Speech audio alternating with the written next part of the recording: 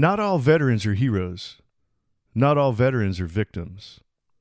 Up next on Veteran on the Move, I'm talking with Vietnam-era Army veteran Paul Dillon and the work he's doing with the Kennedy Forum on veteran mental health issues. Welcome to Veteran on the Move. If you're a veteran in transition, an entrepreneur wannabe, or someone still stuck in that job trying to escape, this podcast is dedicated to your success. And now, your host, Joe Crane. My good friend and fellow veteran Bob Euland has come out with his new book titled Transitions 2.0. This is the best book for any transitioning veteran. Check out Transitions 2.0 at veteranonthemove.com/transitions. All right, today, welcome back to the show, Paul Dillon. Paul, you're an Army veteran and currently doing a lot of work with the Kennedy Forum, amongst a bunch of other consulting involvements. So take us back a little bit and tell us what you did in the military and then what's been going on since then. Sure, Joe, and thanks for having me on again. It's a pleasure. I was an ROTC graduate and got commissioned as a second lieutenant in the Army Transportation Corps in 1967. Got a delay to go to graduate school, picked up a master's in 69, and then went on active duty. That was during the height of the Vietnam War. The Army was really hot for beefing up their forces, so I got called in immediately upon graduation with my master's in 1969, and spent the first year at the Army Aviation Center and School at Fort Rucker in southern Alabama. And I did two things. Because I had a master's degree and I had a background in aviation, I taught instructor pilots how to teach pilots how to fly, kind of a methods of instruction course, and which was very much like teaching college. It was very similar. And then I did some research in human factors engineering with an organization at that time called HUMRO, the Human Resources Research Organization. And now it's called ergonomics, where we studied how pilots, feel for their controls and different shapes for their controls, fuel mixture and throttle and whatever. And we did some research along those lines, and that was very, very interesting work. At that point in time, the requirements for a reserve officer were only 2 years of active duty. I knew where I was going the second year. The war was still going on, and it wasn't going to be Germany. So I went through the Army Air Traffic Control School done at Fort Rucker, got certified as an air traffic controller. Same certification that an FAA air traffic controller got at that point in time, and wound up with a group attached to headquarters, U.S. Army Vietnam, called the 165th Aviation Group, or the 1st Aviation Brigade, and reran all the Army air traffic control systems throughout the country. And all the mobile control towers, all the mobile radars, all the navigational aids, which are radio beacons at that point in time, which were also used by civilian aircraft going in and out of Tan Son Nhut and also traversing the country. And that was very interesting work. The only problems were riding around in helicopters with your fellow Marines who really wanted to go out and fight, and that they were looking for battles, and I was just riding from place. That's how you got from place to place, is you hitched rides in helicopters. So I was hitching rides with people who your fellow Marines who wanted to go fight, and that's where I picked up a couple of Bronze Stars over there. But came back and never served any reserve time, because by the time I came back in very early 71, they were beginning to draw down, and didn't need any active reserve. So spent 6 years in the individual ready reserves, but never really got called up for duty. So that was my 2 years in the Army. It was very interesting. I learned a lot. Military service teaches you a great deal of things, certainly one of which is leadership, and I feel I benefited from my active duty experience greatly. So that was my Army experience, Joe. Wow, that's awesome. Now, it may have only been a couple of years, but I'm sure you packed a lot of living into those couple of years. What was it like when you came back, and what was your transition out of the Army like? Oh, it was terrible. It was an entirely different time. I mean, we were hated. We were shunned. I was an officer with a master's degree and couldn't get a job. It was an awful time, and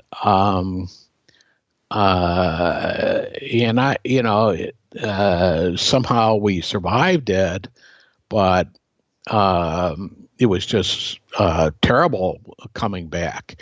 And I think all the outpouring that you're seeing for veterans now is the nation reacting to that and never again should veterans be treated in the same way that they were treated, and we were treated when we came home from that awful war. So I'm very supportive of all the wonderful things that are happening for veterans right now, because it certainly was much different than when we came back. It was just an awful experience, Joe. And in 2012, I was the MC for a luncheon when General Martin Dempsey, at that point in time, the chairman of the Joint Chiefs of Staff, was in Chicago for the NATO conference.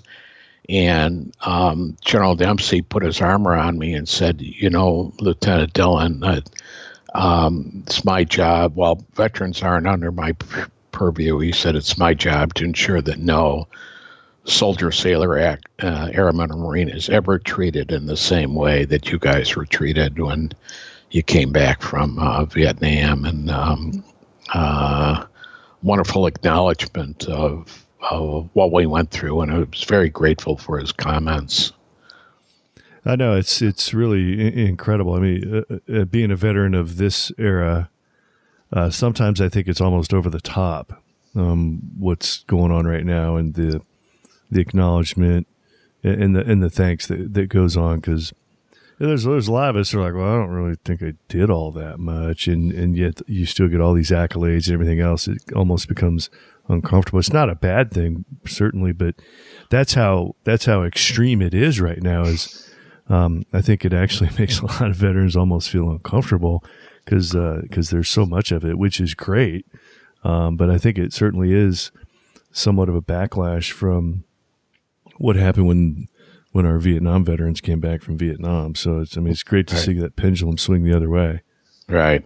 I think so too. I mean, there's some danger now in singling out veterans as heroes, all veterans as heroes.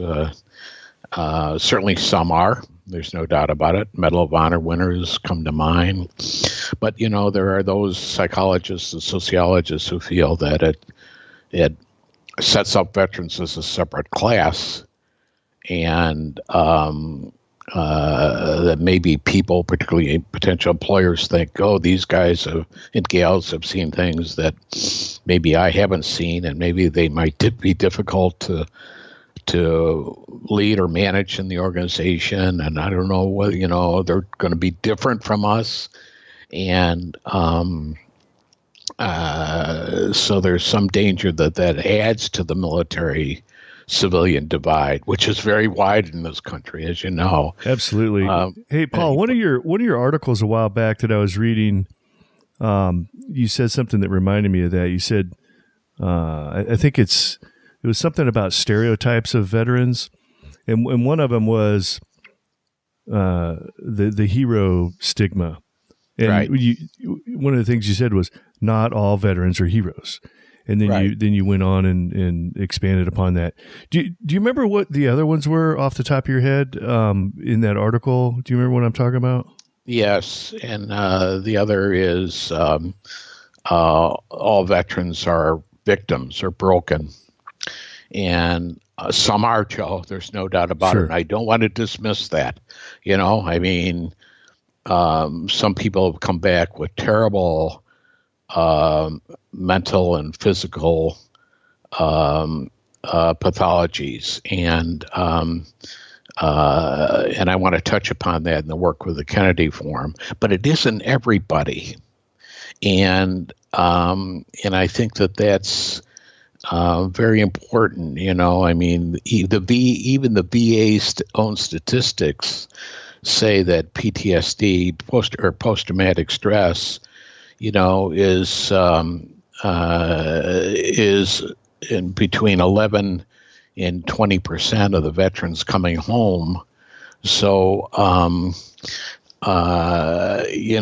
it isn't everybody, and right.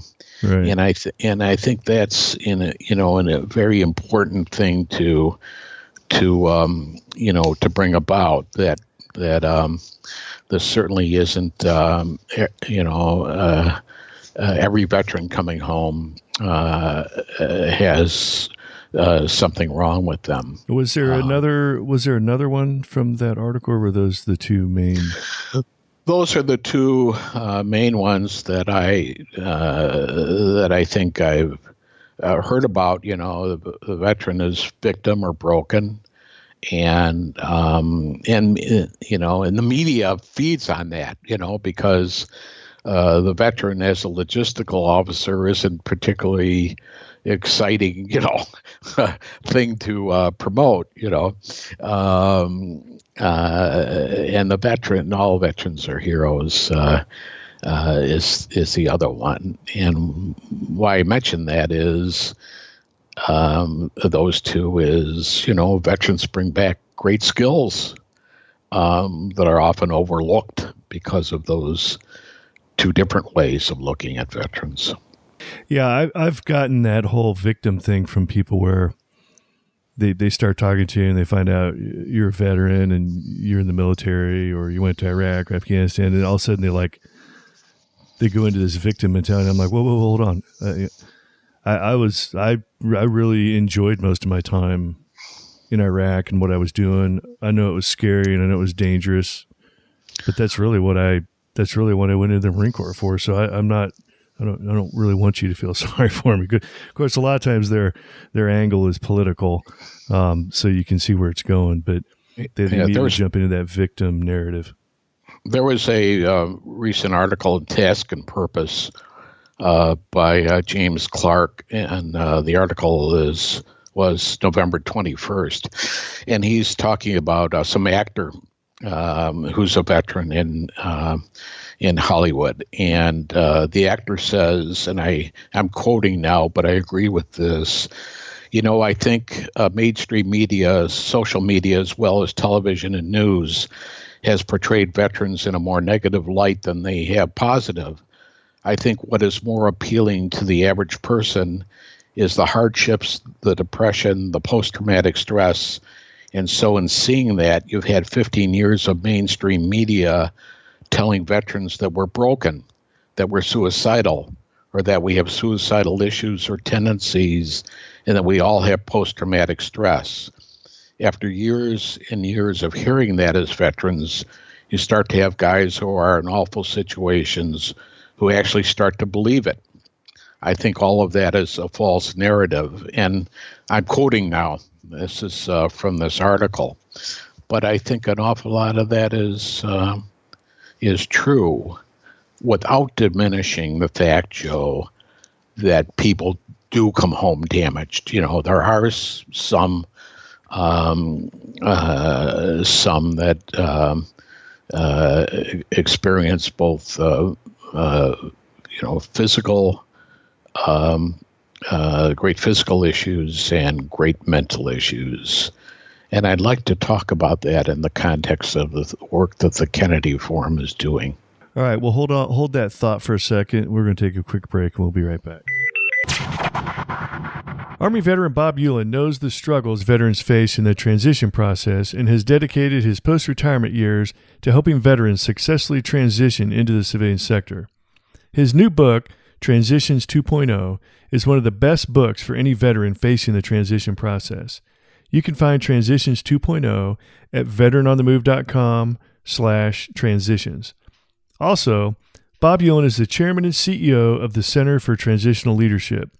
CTL seeks to assist and empower armed forces personnel during their transition from military service to private sector employment, with particular focus on helping military men and women position themselves to be sought-after candidates in the civilian workforce. I have the pleasure of serving on the board of directors for CTL, and you can check out the CTL website by going to veteranonthemove.com/CTL. All right, we're back talking with Paul Dillon, and before the break, Paul, you were about to tell us what's about your work and involvement in what's going on with the Kennedy Forum. Thanks, Joe. The Kennedy Forum is really a national nonprofit organization that was created by former U.S. Representative Patrick J. Kennedy in 2013 to set a new standard for the future of healthcare in the United States. And its mission is pretty broad but intense. And its mission is to seek to unite the healthcare system and rally the mental health community around a common set of principles. It wants to fully implement the 2008 Parity Law, bring business leaders, government agencies together to eliminate the issues of stigma, work with providers to guarantee equal access to care, and ensure that policymakers have the tools they need to craft better policy and give consumers a way to understand their rights. And how the work of this organization intersects with the military, Joe, and veterans, is, as you well know, the ethos of the warrior is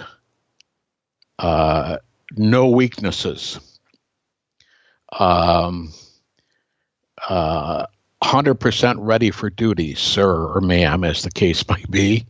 No reason not to be ready for duty. And that instinct, that warrior mantra carries over to people who can have mental illnesses, substance abuse disorder, post-traumatic stress, traumatic brain injury, and they view those pathologies as weaknesses, as character flaws, and they are not. They are not weaknesses. They are not character flaws, Joe. They are diseases. And they're diseases just like cancer is a disease or diabetes is a disease. They're the same. And they can be cured, or at least the symptoms alleviated.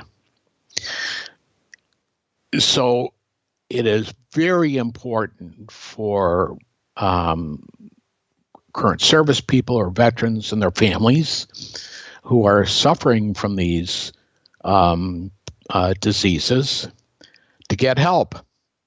It's the it's the weak person, it's the weak soldier, it's the weak Marine, it's the weak airman, it's the weak sailor who hides these conditions. It's the strong person, the strong sailor, the strong soldier, the strong Marine, the strong airman who acknowledges them and seeks help, because it takes courage to ask for help. So these are not moral failings. They are diseases, and they can be cured, or at least the symptoms alleviated. And that silence needs to be broken.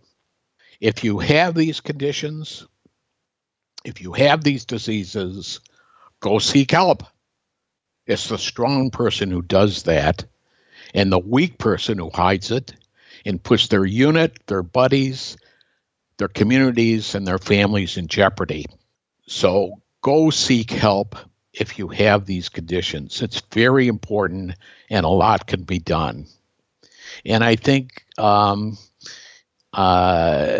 it's the work of the Kennedy Forum, and really should be all of our work, to break the silence over this and to realize that these are diseases that can be cured.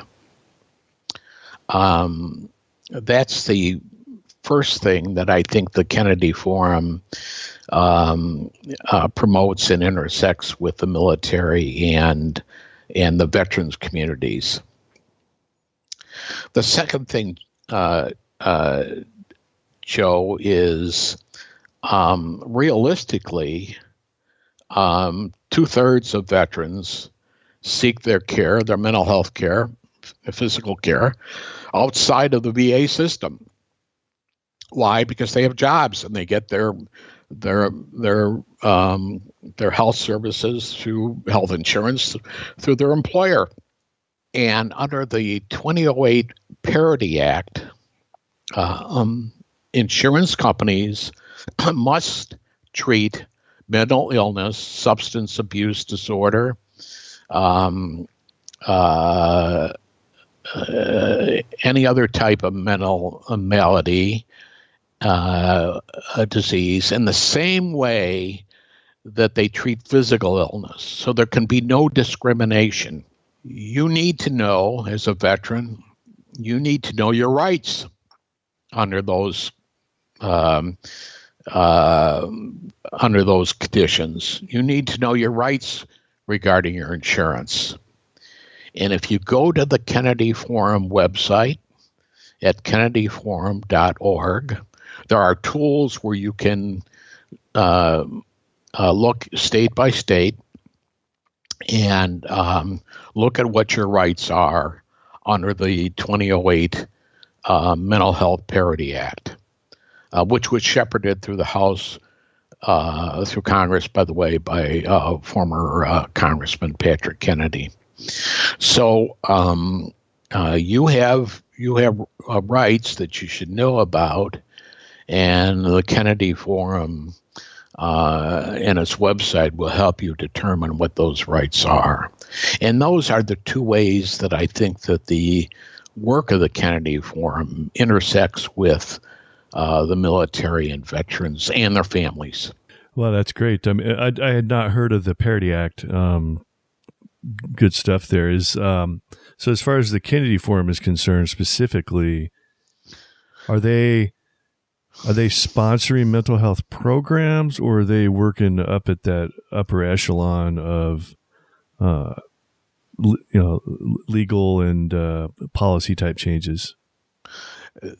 Their work is to bring together the mental health community and with the rest of the health community, and promote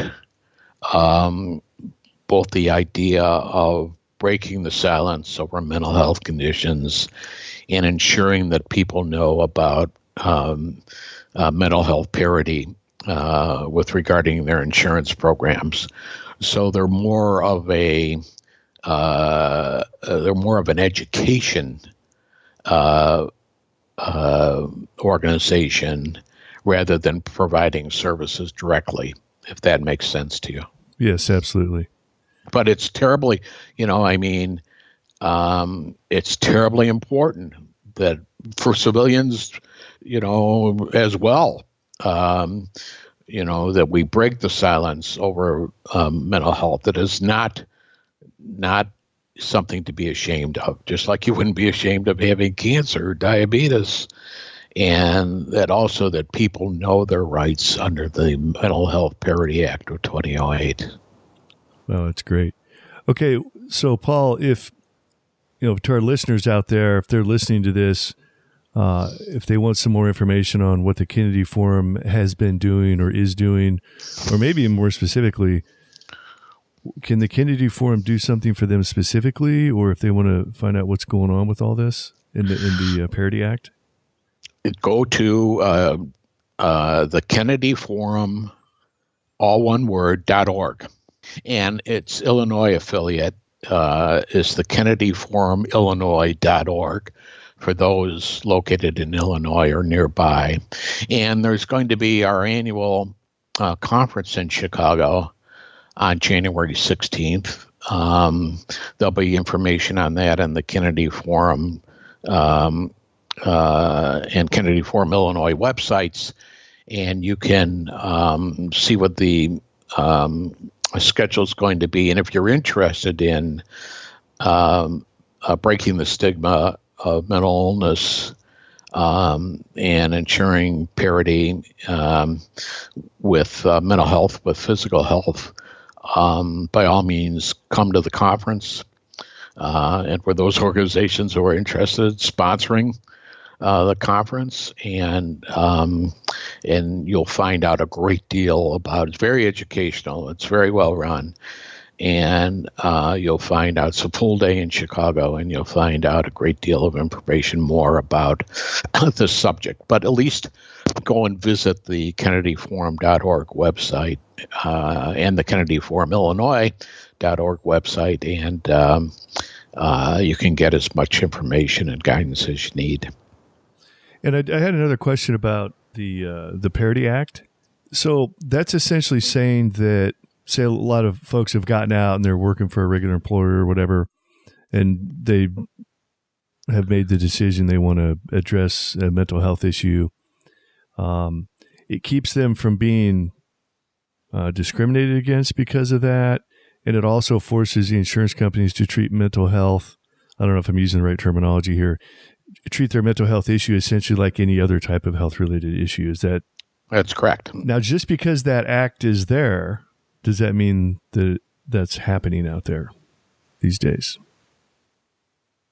I can't comment to the extent that it is or isn't. Like, are you aware of problems, issues that occur all the time when people go to their boss or go to try to get mental health care support through their company's insurance plan? Are there a lot of people having problems with that these days, you think? I can't comment, Joe, because I don't know specifically. I don't have any personal knowledge of that. I have heard stories, but, that's all. I really can't comment because I don't know the extent to which that occurs.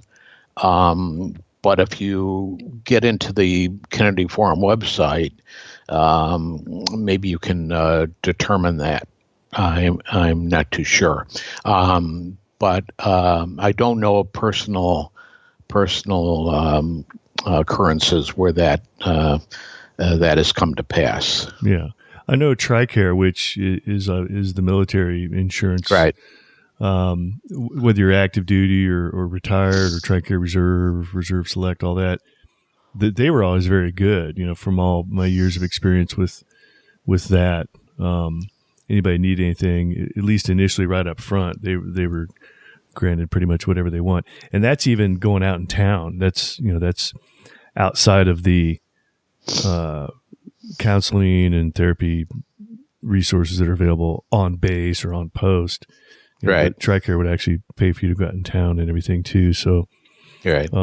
That from what my experience with Marines and everything over the years, it was pretty darn good. So, Right. But your typical civilian health insurance company, I'm not really sure, but it's not just military folks that have mental health issues these days. So, Oh no, yeah, not at all. Well, Paul, we're getting close to the end of our time. I do want to give you the last word. If you're talking to that military member, family member that's still in, or they're getting ready to go through a transition, or maybe they've just recently gotten out and they're still in transition mode. Generally speaking, what kind of advice would you have for them, or what's your message? The message is, if you feel that you have any type of mental illness, substance abuse disorder, post-traumatic stress, traumatic brain injury, for either the service person or their families or loved ones, get help. These are diseases. They can be cured, or at least the symptoms alleviated. And people who go through these programs to get cured can go and lead normal, productive lives like anyone else. Break the silence and go and seek help. And you, your loved ones, your community, your employers, and your families will all benefit from it. Paul, I appreciate you being here and sharing your story, especially your experience in Vietnam and the tough transition you had when you came back. But I guess my message to anybody out there listening might be, hey, you think you're having a tough transition these days? Thank goodness you're not in this transition post Vietnam, because you had the whole society of America practically against you, which was certainly tough to deal with, I'm sure. So, right. Anyways, thanks for your service and your service in the Vietnam War, and the fact that you had to get through all that. And I'm glad you're still around to have seen it come full circle, and really appreciate your involvement in today's world of veteran mental health and staying engaged with everything. Thanks so much, Joe, and it's been really an honor and privilege to be on your program. All right, great. Great having you back again, Paul, and that's about it. So these two veterans are Oscar Mike. As you can tell from listening to the Veteran on the Move podcast, interviews are a great way to tell your story and spread the word about your business. If you would like to get booked as a podcast guest, I recommend Interview Valet. You can check out Interview Valet at veteranonthemove.com/valet. Be sure to check out Thrive15.com, the world's premier online education platform that helps entrepreneurs, aspiring entrepreneurs, and intrapreneurs learn how to start or grow a successful business. Start your free 30-day membership by going to Thrive15.com and use the promo code VETERAN. Thank you for listening to Veteran on the Move, your pathfinder to freedom. If you like the show, leave us a review on iTunes. Reviews are always greatly appreciated. So until next time, this veteran is Oscar Mike.